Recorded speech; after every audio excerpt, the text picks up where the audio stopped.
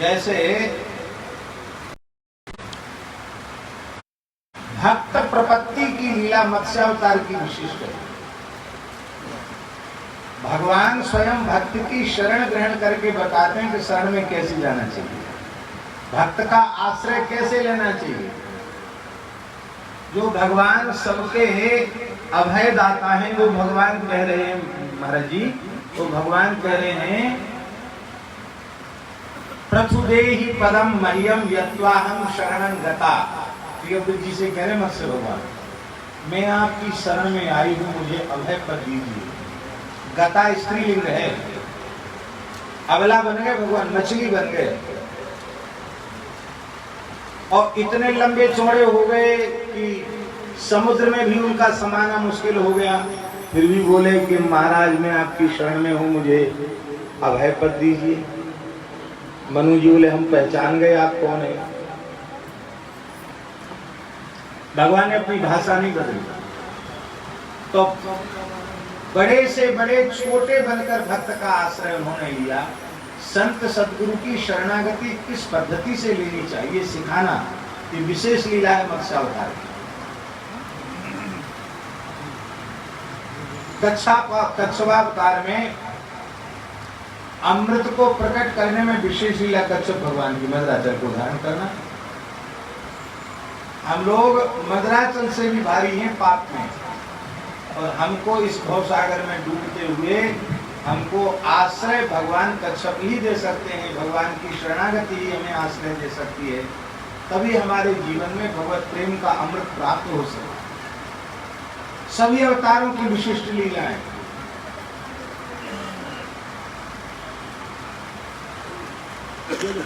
श्री गोवर्धन धारण पूर्वक गोरक्षण के कृष्णावतार की विशिष्ट लीला। रासलीला भी अति विशिष्ट लीला है, पर गोवर्धन धारण इसलिए विशिष्ट लीला है, 84 कोस ब्रज की रक्षा, इंद्र का मान मर्दन और गोवंश की महिमा की प्रतिष्ठा और सबको सुखी देना, सुखी करना, सबको प्रेम दान करना, ये गोवर्धन धारण लीला है। महारास लीला में वीरांगनाओं को जो उस भाव की उपासिका हैं, उनको श्री ठाकुर जी ने अनुग्रह करके प्रकाश। पर श्री रामावतार की विशेष लीला क्या है? दो लीलाएं हैं, एक तो है विवाह लीला और दूसरी है सेतु बंधन लीला। ये दो लीलाएं रामावतार की बहुत विशिष्ट लीलाएं।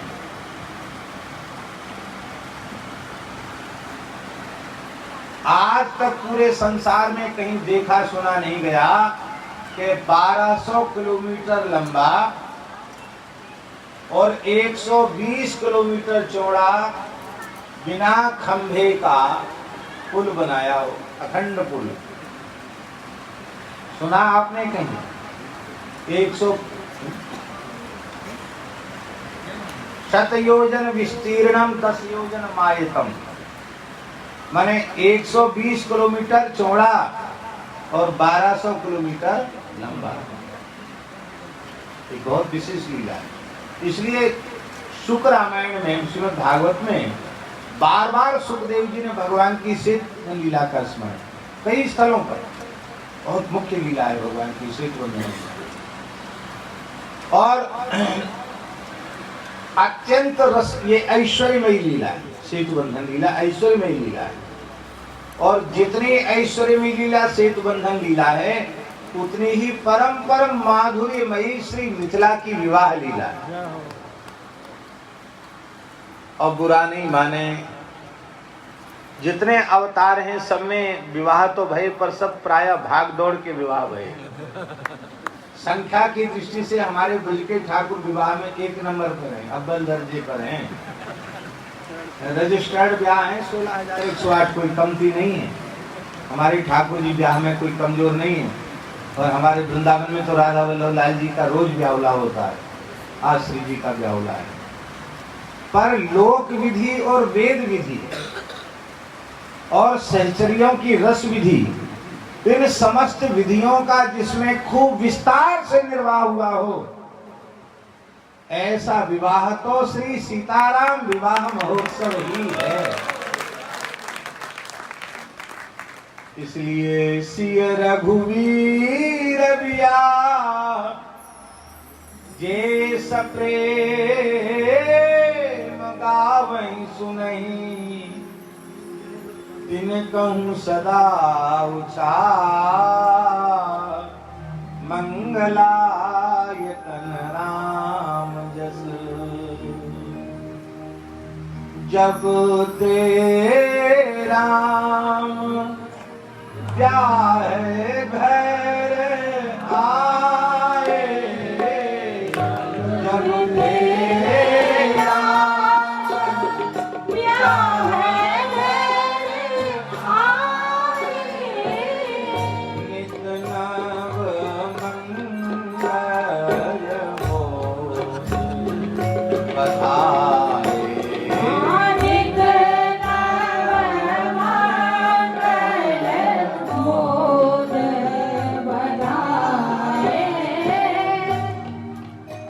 मंगल भवन अमंगल हारी तो ये जन्म से ही हैं, पर जब से राम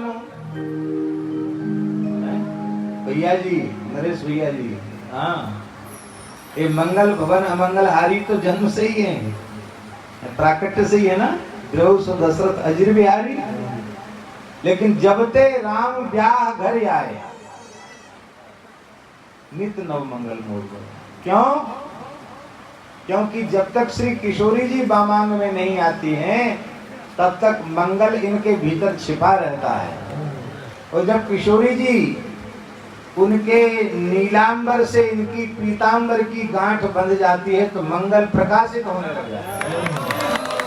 इसलिए हमारे वृंदावन के महान रसिकाचार्य श्री भगवत सिंह जी महाराज ने कहा मंगल का स्वरूप क्या है? मंगल मूरति लाडली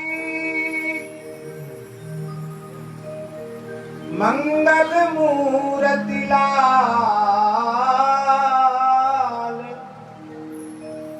मंगल मूरति सहचरी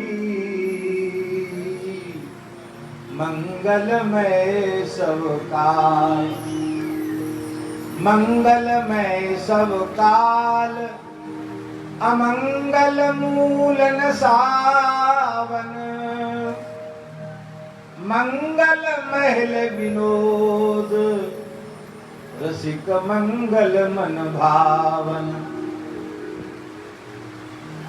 मंगल भगवत रसिक सुजस सर्वोपरि मंगल कहे सुने अनुमोद रसिक पावे बर मंगल। ये मंगल मूर्ति तो श्री विदेहराज नंदिनी वृषभानु नंदिनी श्री श्रिया सुकुमारी श्री राधा रानी है, ये मंगल मूर्ति। और जब इनसे ग्रंथि बंधन हो जाता है तो मंगल मूर्ति लाल लाडली जी मंगल मूर्ति हैं, और फिर मंगल मूर्ति लाल, और फिर मंगल मूर्ति सहचरी मंगलमय सब काल। तो श्री किशोरी जी साक्षात मंगल का स्वरूप हैं। वो आगे तो नित्य नव मंगल मोद बधाए। इससे एक संकेत और है कि हम अपने जीवन में नित्य नव मंगल मोद बधाई वाला आनंद चाहते हो तो जब अवसर मिले तब श्री सीताराम विवाह महोत्सव करें। बड़ा अद्भुत सुख है। ये शुष्क हृदय वाले लोग नहीं समझ सकते हैं, जिनके ऊपर हरि गुरु संतों की कृपा है वे ही यत्किंचित समझ सकते हैं। और सब क्या समझे, हमारे जैसे रूखे सूखे आदमी क्या समझे। हमारे लिए तो सबसे बड़ी बात क्या है, विवाह के संबंध में कुछ कहना ही हमारे लिए बहुत कठिन है। और लीला हम कह सकते हैं, पर विवाह की लीला कोई कहो तो हमारे लिए सबसे कठिन काम है। हमने लौकिक विवाह आज तक देखा ही नहीं। 10-11 वर्ष की आयु में तो वृंदावन आ गए। बहुत बचपन में कभी गए तो बच्चे तो सो जाते हैं, तो उसकी हमें स्मृति नहीं कैसे होता ब्याह। अभी भी कोई पूछे कि क्या होता, पहले तेल से चढ़ता कि हल्दी चढ़ती कि क्या होता, हमें पता ही नहीं, हमने देखा ही नहीं, देखा भी नहीं और किसी से सुना भी नहीं, सुनने की जरूरत भी नहीं, उत्सुकता भी नहीं। कोई लौकिक ब्याह ठीक से नहीं देखा, कभी किसी प्रसंग में थोड़े बहुत उपस्थित हुए तो रुचि न होने से उस ओर कभी ध्यान नहीं दिया, लेकिन जब जब देखा तब श्री सीताराम विवाह महोत्सव ही देखा।